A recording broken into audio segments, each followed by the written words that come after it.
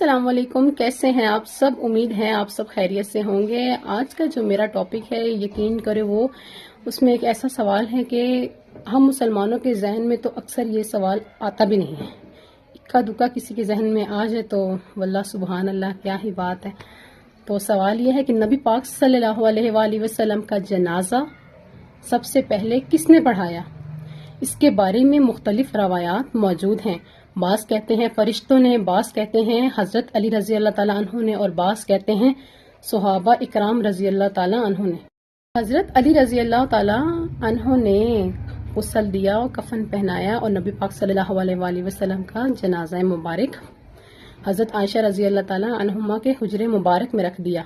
صحابہ کرام گروہ در گروہ حجرہ مبارک میں داخل ہوئے اور بغیر کسی امام کے نماز جنازہ پڑھائی۔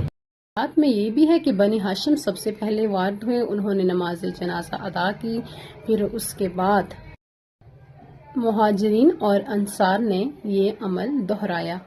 پاک صلی اللہ علیہ وآلہ وسلم کا جنازہ عام انسان کی طرح نہیں تھا، بلکہ محبت، ادب، احترام کا مظہر تھا۔